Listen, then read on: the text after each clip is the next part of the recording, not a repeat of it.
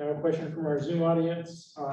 Vermont has become a welcoming home for refugees fleeing climate change and government instability. How can state government ensure Vermont is welcome for diverse populations? And we'll start with Rick. I think it's a really good thing that we have a variety of people coming from various places. I think that's a strength of our country and its founding and its history back in the 1800s and 1900s. And it's a strength for us now. I think the very nature of our human interactions with one another is that actually we are a welcoming people. I don't think government necessarily has to step up and do anything. I think that the communities, people are going to be welcoming their new neighbors. They're going to be assisting them. They're going to be community organizations, churches, and other community service organizations will step up and meet the task. I think that's going to happen anyway, whether the government has a role to play or steps back. I think the philosophy that I have, again, going back to the Bible, is that we need to be caring for our brothers and sisters. They are brothers and sisters.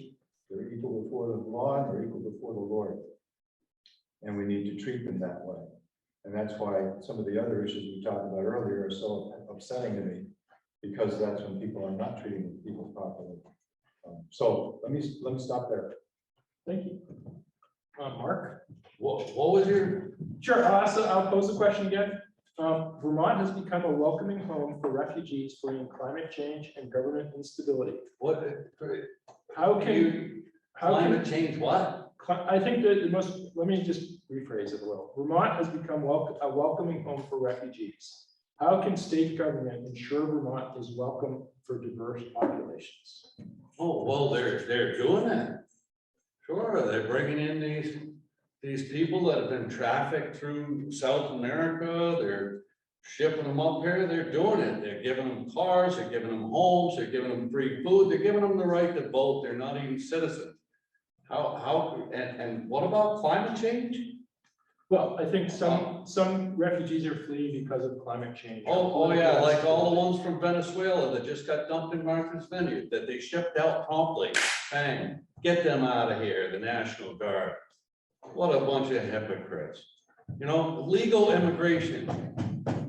Not millions of people flooding in across the border. Legal immigration only.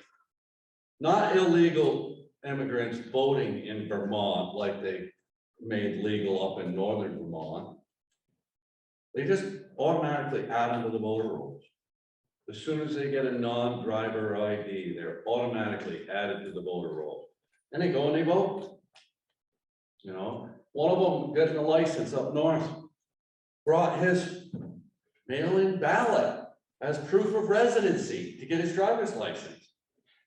Yeah, oh yeah, let's welcome a lot. Legal immigrants only. Okay, thank you. Wendy? Thank you.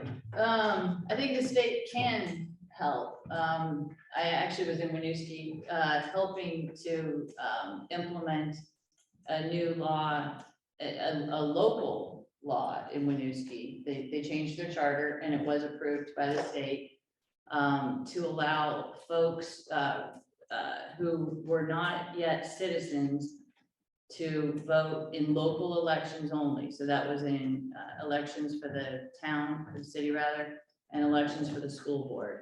And the rationale was because they live there and they pay taxes, they ought to be able to vote in those elections. And the community very much supported that.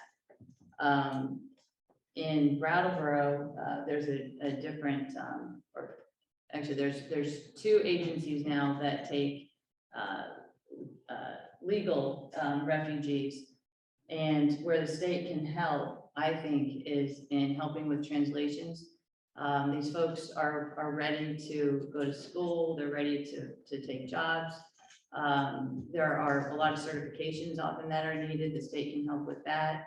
We had people who wanted to be bus drivers. If we could get the CDL, the commercial driver license rules translated, there's no reason that a town should do that. That should be something the state does. Is that it? Okay. Sorry. Time goes so fast. All right, thank you. This is a really important question to me. You know, both of my parents immigrated to this country. My dad served in the army, my mother became a nurse, and they always stressed to me, no matter what I do, always find a way to give back to both my community and my country, because I should be extremely grateful, and I am, to have been born in this country. And, you know, when it comes to supporting refugees, that's part of the work that I've done when I previously served. One very piece of important legislation to me was working with the Secretary of State's office to allow folks who immigrate to this country to transfer their credentials if they hold licensure in another country. So somebody is a nurse in another country and they come here with their credentials and they show that to the Secretary of State. They can compare and contrast to what Vermont's standards are. If there's gaps that they're missing, they'll say, all right, go to school for 6 months, get these credits, and then you'll have full licensure. Or if they're completely missing all the credentials, they'll say, I'm sorry, but you have to go back to school. And I think that's one great way to incorporate refugees and immigrants in this country into the economy. The other part, though, is also, you know, not something that can be done through legislation, but also creating a welcoming mindset. You know, you can provide opportunities for folks, but if they don't feel safe in their communities, if they don't feel welcomed in their communities, they're not going to stick around. And that's something that I think requires introspection on the community level to make sure that we are welcoming folks into these communities with open arms. And that's time. Oh, thank you. Thank you, Tim. Oh, perfect, actually, because I can pick up right where you left off.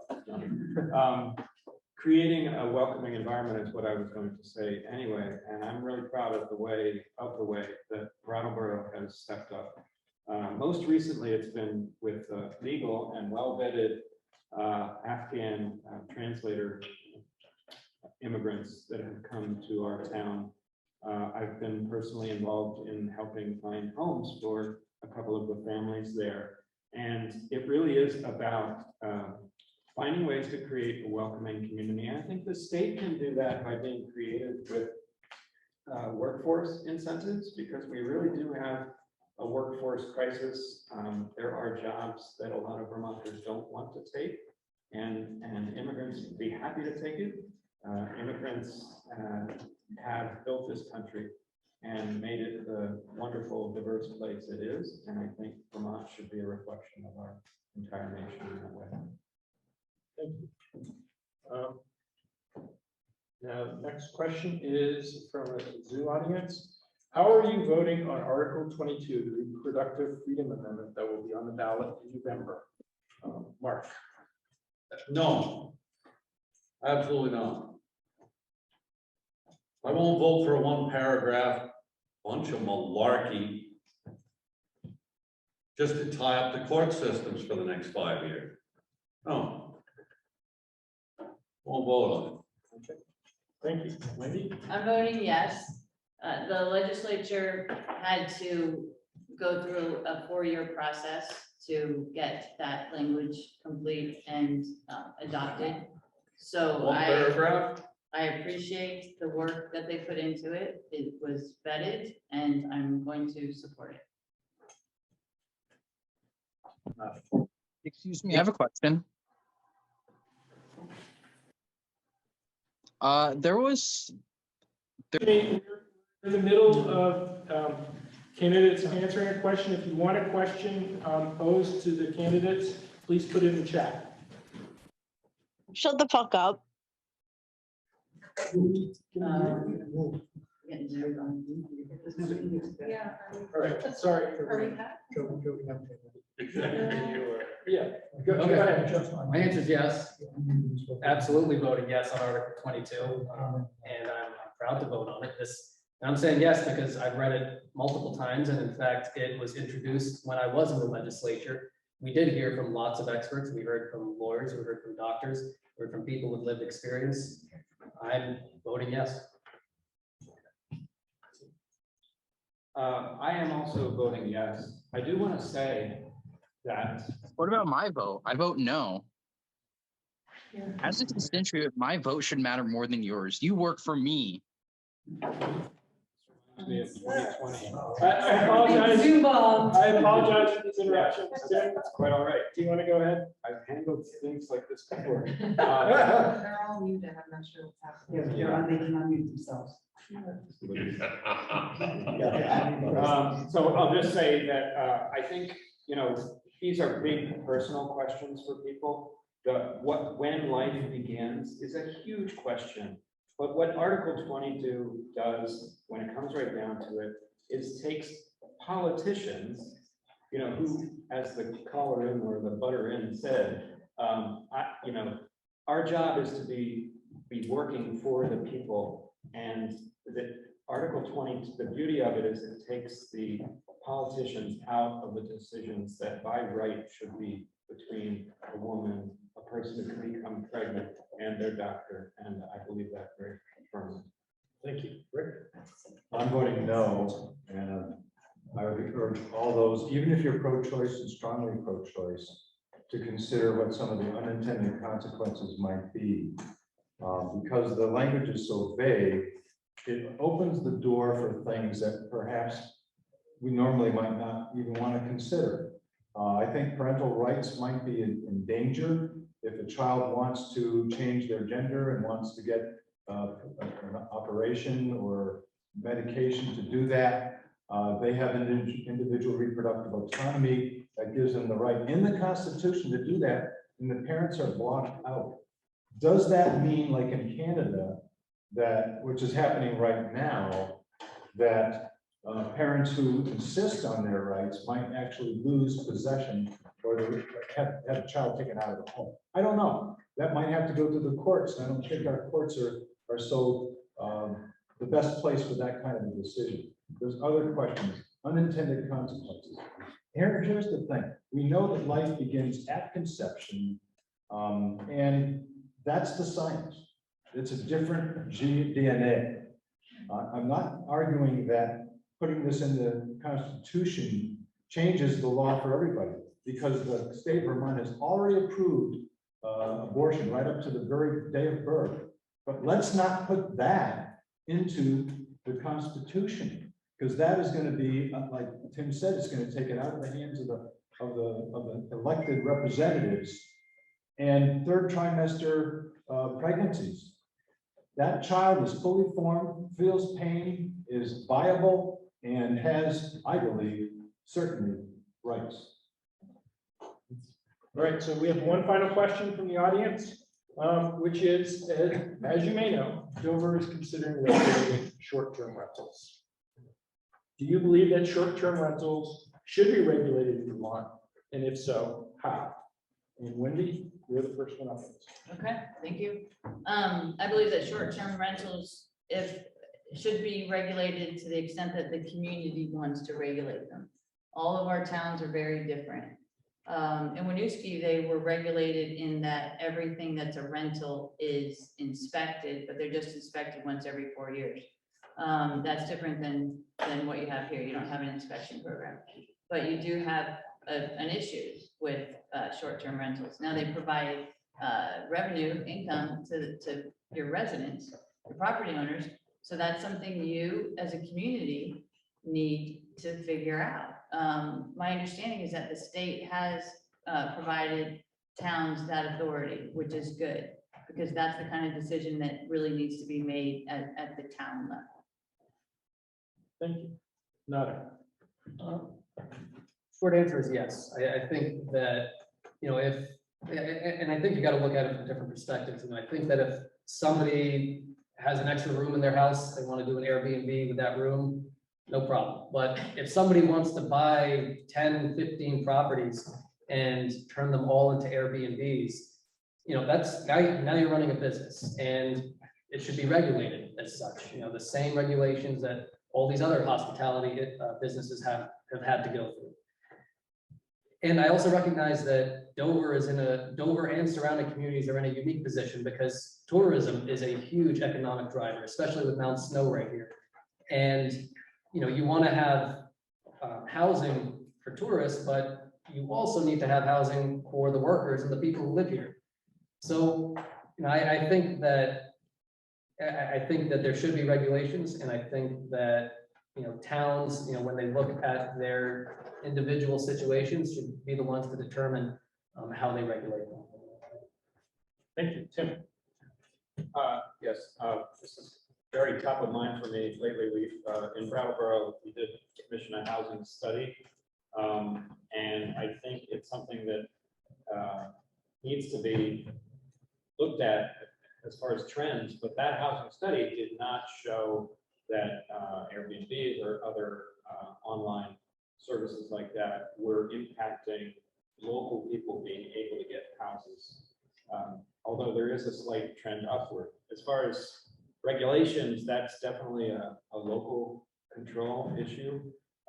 Inspections, absolutely, yes. So we have to sort of close the gap between inspections that are required on the state and or local level and match those to short-term rentals, I think. But there's no way that, a senior couple on a fixed income should be restricted from renting out an extra room, or even with, some help with state or local funds, building a side ADU and then renting that out as a solution to, supplementing their income. I don't believe that should be the direction that most towns will want to go. Thank you, Rick. I don't believe short-term rentals need to be regulated any differently than they are already. I believe the local level is the place to do it. It seems to be in alliance with a lot of the folks' statements here because of the freedoms of the individuals to handle their own property. The instinct here is what is amusing to me. Here's something that's going on. It's something new. It's something developing. Let's regulate it, or let's look at regulating it. I don't think that's the way we should play. If there's going to be a problem, let the problem drive the solution. Do we have a problem? I think the study that was done indicated that perhaps there's less of a problem than people imagine. So yes, we want to have tourism. We want to have people have the individual control over their own property and to derive the benefit from that property that they would like to have. So I would look askance at any attempt to just throw regulations out. Certainly at the state level, inspections, sure, reasonable. That's already in place. There's no need to do anything more. But as far as additional regulations, no. Okay, thank you, Mark. Short-term rentals, should we regulate them? That's the question. I'm for equal justice under the law. This carved right into the front of the Supreme Court building. Down here in Dover, 17, 18, 20 lodges. And those are short-term rentals. They're like weekend, overnight, 1 week. Were closed while every Airbnb was full through the entire year of 2020, probably 2021 as well. I don't know, John, you would know better how long those lodges remained closed. Was it till the summer of 2021? They're equal justice under the law. I don't know if we need to regulate it, but perhaps not persecute people that are in their pursuit of life, liberty, and the pursuit of happiness, trying to run their business. And exempt somebody else from making money. Thank you. It's now time for closing statements. Based on the order Wendy chose to go last, so we will start with Goddard and then go with Tim, Rick, Mark, and finish up with Wendy. John, how long are you on? 1 minute. 1 minute. So my priority is to make sure that we can have civil dialogue between each other. When I first served, much to my surprise, I got seated in an area that was surrounded by Republicans. I was really nervous, but it was actually one of the best things that happened to me because we held each other accountable and we had conversations in good faith. They'd ask me hard questions. I'd ask them hard questions. And we would actually do good work. And they became some of my closest friends. I think that if we don't retain that ability to have good conversations in good faith, we're not going to be able to get good policies created. My goal is to continue advocating for raising the minimum wage, providing paid family leave, and creating more opportunities for accessing safe and affordable housing. And I want to make sure that I can bring my experiences as a trooper and a former legislator back to Montpelier to serve Wyndham County as your senator. So I'm asking for your support on November 8th. And thank you all for your time. And thank you again to the Rotary and John for moderating and putting this together. Thank you. Tim? Thank you. Quickly crossing out things because I was expecting 2 minutes. I heard a quote the other day that I really loved. Abe Lincoln once said, "I don't like that man. I must get to know him better." And this really hit me because it kind of grasps my perspective that you really need to be responsible for your own reactions when you're dealing with somebody who has a different point of view from you. I learned this a lot on the select board, and I believe that there's always common ground to use as a base for doing what's right to move forward in any kind of conflict. You just build from there. I think I would like to ask for you to vote for me in November or before, because ballots are going out next week, I believe. And it comes down to who do you want to represent you? Who do you trust? Who has the ability to take information and move forward with that? And Vermont House has 5 independents, and you have a very good one here in Laura Sibilia. I think the Senate deserves 1 independent, and I would be proud to be that independent for you and the Vermont Senate. Thank you. Thank you. Rick? Thank you. Thank the Rotary for the opportunity here. I ask for your vote as a Republican. I also have a fellow friend of mine who's working. He's not here tonight, but he's actually an active candidate, so he had a health concern. I ask you to vote for Rick and Rick. The reason is because the supermajority in Montpelier is dysfunctional. Nader talked about getting along with and benefiting from interaction with the Republicans around him in the seating in the House. That's exactly what I'm proposing we need in the Senate. And so I would like to offer myself as a candidate to do that. I stand on integrity of character, compassionate heart, and thinking and focusing on posterity for the future. That's my theme. And so I ask for your vote. Thank you. Mark? Well, I didn't bring my reading glasses. 1 minute. I do solemnly swear or affirm that I will support and defend the Constitution of the United States against all enemies, foreign and domestic, that I will bear true faith and allegiance to the same, that I take this obligation freely without any mental reservation or purpose of evasion, and that I will well and faithfully discharge the duties of the office on which I'm about to enter, so help me God. And I found it very amusing that somebody hacked into the system. That means upholding the Constitution to the letter. It doesn't mean non-citizens voting. It doesn't mean supporting our democracy. I don't know why Rick's encouraging people to vote for Rick, because he's not here and he hasn't run at all. And he also said he wanted to step out of the race. That's But your time, Mark. God bless America. I hope things change. I hope that people wake up a little bit. Thank you. Wendy, final words. Okay, thank you very much. And thanks to Rotary for putting this on. I'm a believer in good government. Good government means it's inclusive. Well, whenever I do any sort of project or begin anything, I make sure that those who I think will be opposed to it are at the table. That's critical. I'm proud to be endorsed in this election by individuals and organizations I respect, including the Vermont Conservation Voters, Let's Grow Kids, VPIRG, and the Vermont NEA. I am running as a Democrat. I want to be in the room. I think I can get a lot more done as a member of the majority party than I could as an independent. And my values are consistent with the Democratic Party. I'm focused on the future. I really want to hear from you. I want to hear your ideas about where Vermont is heading. And actually, this has been really helpful to me. All of these forums we've had have been super helpful. So I look forward to stations. I ask for your vote on or before November 8th. Thank you. Thank you, and I'd like to thank our candidates for participating tonight and thank the audience for coming here, both by Zoom or live. So thanks, everybody, so much.